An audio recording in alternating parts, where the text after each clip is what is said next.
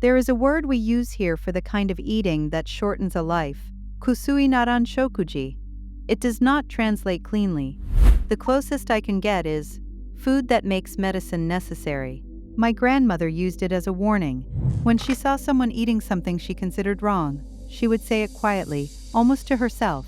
Kusui naran shokuji. Food that makes medicine necessary. She lived to 94. She never took a prescription in her life.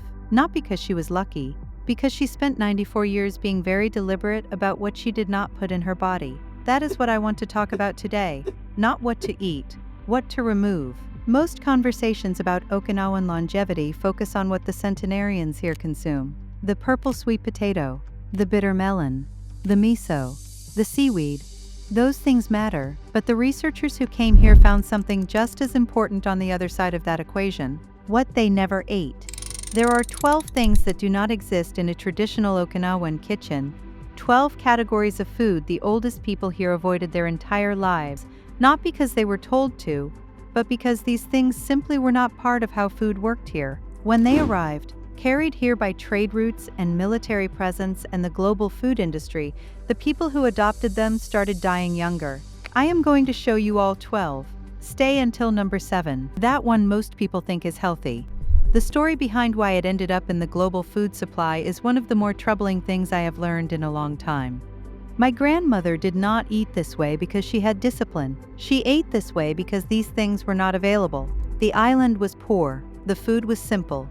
There was what the garden gave and what the sea offered, and that was the whole of it. What I am asking is that you understand what each of these things does inside the body, so that when you choose to eat them, you are choosing with open eyes. That is all my grandmother ever asked of anyone. The first food is the one that will surprise you least, but whose mechanism most people have never fully understood. Refined white sugar, not sugar in fruit, not the natural sugars in sweet potato. Refined sugar, the white crystalline kind that ends up in almost every packaged product in the Western diet, in quantities that did not exist in any human food supply until roughly 150 years ago. The traditional Okinawan diet contained almost no refined sugar. Sweetness came from the imo, the sweet potato, and from the occasional piece of kokuto, a dark, unrefined cane sugar used sparingly the way you might use a single bay leaf, a whisper of flavor, not a main ingredient. When you eat refined sugar, glucose hits the bloodstream fast. The spike is sharp. The pancreas responds with a large insulin release. Blood glucose drops steeply. You feel hungry again within the hour. That cycle, repeated 3 or 4 times a day for decades, produces insulin resistance. And long before diabetes, chronically elevated insulin drives chronic inflammation. The same fire I talked about in the last video. The centenarians here never ran that loop, not because they had willpower, because the loop was never available to them. When you read a nutrition label and sugar appears in the first 4 ingredients, under any name, high fructose corn syrup, maltose, dextrose, cane juice, that product is running that loop every time you eat it. Remove it. Not perfectly, substantially. That is enough. The second food has been in the Western food supply for about 60 years and was introduced under circumstances that are, to put it gently, not straightforward. Seed oils, vegetable oil, canola oil, soybean oil, sunflower oil, corn oil, the oils in every supermarket cooking aisle, every packaged food, every fast food fryer on the planet. The traditional Okinawan kitchen used lard, pork fat rendered in small amounts, and sesame oil, cold-pressed, unrefined, used sparingly for flavor. Seed oils did not exist in the human food supply before industrial processing made them possible. They require chemical solvents and high heat to extract. What you end up with is a fat extraordinarily high in omega-6 fatty acids. The human body needs omega-6 and omega-3 in roughly equal balance to regulate inflammation. Traditional diets ran close to 4-1. The modern Western diet runs 15-20-1 in favor of omega-6. That imbalance is one of the most significant drivers of chronic inflammatory disease identified in the last 30 years. Switch your cooking oil. Lard, butter, coconut oil, cold-pressed olive oil at low heat. These are fats humans have used for thousands of years. Seed oils are 60 years old, and the evidence against them grows every year. The third food is something most people in the West consume every single day: refined wheat flour. the highly processed white flour in most bread, pasta, crackers, and baked goods. Wheat did not arrive on Okinawa in significant quantities until after the war when American food aid brought it. The staple carbohydrate here was always the IMO. Modern refined wheat flour has had the bran and germs stripped away, the fiber, the B vitamins, the minerals, leaving almost pure starch. That starch behaves in the bloodstream almost identically to refined sugar. White bread sits at a glycemic index of 75. The Okinawan purple sweet potato sits at 44.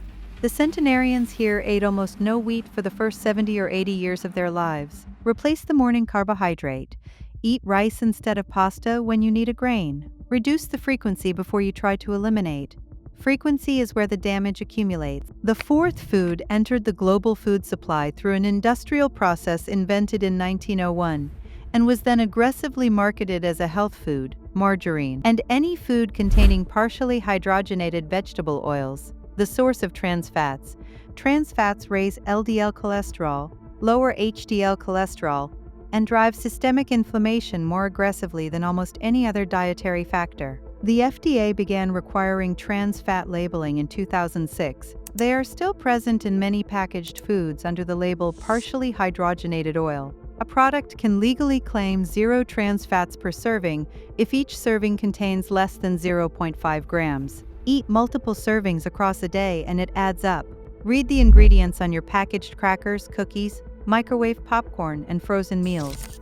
When you see partially hydrogenated oil, put it back. The fifth food surprises people because it is sold in the health food aisle. Flavored yogurt, low-fat dairy, the category of foods that had their natural fat removed and replaced with sugar and artificial thickeners to compensate for the lost flavor. A standard flavored yogurt contains between 15 and 25 grams of added sugar per serving. It is sold next to granola and fruit. It is not a health food, it is dessert with a wellness label. Buy full-fat, unsweetened yogurt and add your own fruit. Add up the sugar in your current yogurt across a year. The number is not small. The sixth is alcohol consumed in the pattern that has become normalized in Western culture. Okinawan centenarians drank. Awamori, the local spirit made from long-grain rice, has been made here for 500 years. It was consumed at social gatherings, small quantities. Social, not solitary. Chronic daily alcohol consumption, even at amounts that feel moderate, elevates inflammatory markers, disrupts sleep, and damages the gut microbiome in ways that compound quietly over years. A 2018 study in The Lancet analyzing data from 195 countries concluded the safest level of alcohol consumption for overall health is 0. That was controversial. But the underlying mechanism, that any amount of alcohol produces measurable inflammatory effect, is not contested. The centenarians here did not abstain. They also did not drink every day. If you drink daily, break the daily pattern. 3 days instead of 7. The body's inflammatory baseline drops measurably within weeks. Now the seventh, the one I told you to stay for, breakfast cereal, not the obviously sugary ones marketed to children, the ones in muted colored boxes, whole grain, high fiber, heart healthy, fortified, the ones sold to adults trying to make good choices. Here is the story behind them. In the 1890s, a man named John Harvey Kellogg ran a sanitarium in Battle Creek, Michigan. His patients were wealthy Americans suffering from digestive complaints and nervous disorders. He invented grain flakes as a deliberately bland food for sick people. His brother Will saw something different. He saw a business. Will Kellogg added sugar to the flakes and took the product to market. Within a few years, he had created an industry. What that industry then spent the next 100 years doing was funding nutrition research that positioned their product as a health food. The claim that breakfast is the most important meal of the day, that skipping it slows your metabolism, originated largely from marketing funded by cereal companies in the early 20th century. The actual product, refined grains, sugar, synthetic vitamins added back after the natural ones were stripped out in processing. The glycemic impact of a bowl of even a nominally healthy breakfast cereal is comparable to a small piece of cake. Turn the box over, read the ingredient list, ask whether the health claims on the front match what you are reading on the back. They will not match. They have never matched. Remove the box. You already know what to replace it with. The eighth is something the centenarians here consumed in a way unrecognizable by modern Western standards. Factory farmed meat in large daily quantities. Okinawan centenarians ate pork, every part of the pig, nothing was wasted. There is an old saying here, everything about a pig is useful except its squeal. But pork appeared as a flavor, a garnish, a small piece alongside vegetables and sweet potato, not the main event. And the animal was different. A pig raised on a small Okinawan farm is biochemically different from a pig raised in a modern industrial facility on corn, soy, and antibiotics. The fat profile is different. The inflammatory profile of the meat is different. The change this asks is not elimination, it is proportion. Meat is a supporting ingredient rather than the main event. Less of it, better raised when you can manage it. The ninth sits on most kitchen tables and almost no one thinks of it as a problem. Refined table salt. Okinawa has one of the lowest rates of hypertension in Japan despite a diet high in salt from fermented foods. Researchers found this paradoxical for years. The answer is in the salt itself. Refined table salt is sodium chloride almost exclusively. The minerals have been stripped out. When you consume large sodium without the accompanying magnesium, potassium, and calcium in unrefined sea salt, the body cannot regulate sodium excretion properly. Blood pressure rises. Traditional Okinawan salt came from the sea. Gray, slightly damp, mineral-dense. The hypertension that kills so many in the West did not appear here at the same rates, not because people ate less salt, but because the salt was chemically different. Replace your table salt with unrefined sea salt, $2. Meaningful physiological effect. The 10th did not exist anywhere in the world until 1879 and is now in virtually every packaged product on the market. Artificial sweeteners. Saccharin, aspartame, sucralose, the zero-calorie compounds in diet sodas, sugar-free gum, protein powders, light yogurts. The original logic, replace sugar with something sweet that has no calories. The research over the last 20 years has complicated that considerably. A 2022 study in Cell found that saccharin and sucralose significantly altered gut microbiome composition and disrupted glycemic regulation. Participants showed measurable changes in blood sugar responses despite consuming 0 calories. A 2023 study in the British Medical Journal, following 103,000 adults, found higher artificial sweetener intake was associated with increased cardiovascular risk, not reduced, increased. The centenarians here never consumed an artificial sweetener. When food was sweet, it was sweet because of what it naturally contained. Replace diet soda with water, sparkling water, or unsweetened tea. The craving for artificial sweetness diminishes within 2 weeks. The taste receptors recalibrate. The 11th is almost impossible to avoid in modern eating. Ultra-processed food as a category. Ultra-processed is not food that has been cooked or prepared. It is food that has been industrially formulated, deconstructed, and reassembled with additives, emulsifiers, stabilizers, and preservatives to achieve palatability and shelf life that no natural food could provide.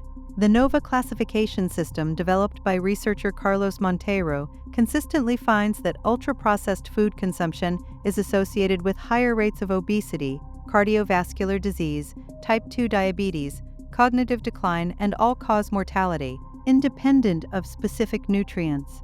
The traditional Okinawan kitchen contained 0 ultra-processed food. Everything was recognizable as the thing it came from. The proportion of ultra-processed food in the modern Western diet runs to 60% of daily calories in some studies. The test is simple. Can you picture where each ingredient came from? If the answer is no for most of the label, the product is ultra-processed. The 12th is the hardest to talk about because it is not a food at all. Eating fast, eating alone, eating distracted. There is no word in traditional Okinawan culture for eating a meal by yourself in front of a screen. Food was social, food was slow, food was the activity, not the background to something else. My grandmother never ate standing up, never ate in front of anything other than the food and the people she was eating with. When you eat quickly, the satiety signal from your gut does not reach your brain until after you have already eaten too much. Eating slowly is not a cultural nicety. It is the mechanism by which the caloric moderation that extends life actually works. When you eat distracted, your parasympathetic nervous system, which governs digestion, is partially suppressed. Digestive efficiency drops. Nutrients absorb less effectively. Sit down. Put the phone away. Eat with someone when you can. This costs nothing. It just requires that you treat eating as the thing it is, not a task to complete between other tasks, but the daily practice through which the body is either maintained or slowly undone. 12 things. Plainly. 1. Refined white sugar. Remove it substantially. Not perfectly. 2. Seed oils. Replace with lard, butter, coconut oil, or cold-pressed olive oil. 3. Refined wheat flour daily. Reduce the frequency. 4. Trans fats. Read every ingredient list. 5. Low-fat sweetened dairy. Full-fat unsweetened instead. 6. Daily alcohol. Break the daily pattern. 7. Breakfast cereal. Read the back of the box, remove it. 8. Factory farmed meat as the main event. Proportion and sourcing. 9. Refined table salt. Unrefined sea salt instead. 10. Artificial sweeteners. Water, sparkling water. Unsweetened tea. 11. Ultra-processed food. If you cannot picture where each ingredient came from, reduce it. 12. Eating fast. Alone. Distracted. Sit down. Slow down. My grandmother said kusui naran shokuji as a warning, but she also said, you do not need to know why something is bad for you. You just need to notice what the people who live the longest do not eat and stop eating it yourself. She was not a scientist. She did not know what a glycemic index was. She had never heard of omega-6 fatty acids or gut microbiome diversity. She knew what food looked like before industry got to it. She knew what her grandmother had eaten. She knew that the people who lived longest on this island ate simply, ate slowly, and ate close to the ground. The researchers came here with their equipment and their blood tests and spent 40 years confirming what she already knew. She would not have been surprised. Drop a comment and tell me which of these 12 is the hardest one for you to remove. I read every one. And if you want to keep going deeper into how the oldest people on this island actually lived, subscribe to Okinawan Secrets. The kitchen is the first place a long life is built. Start there.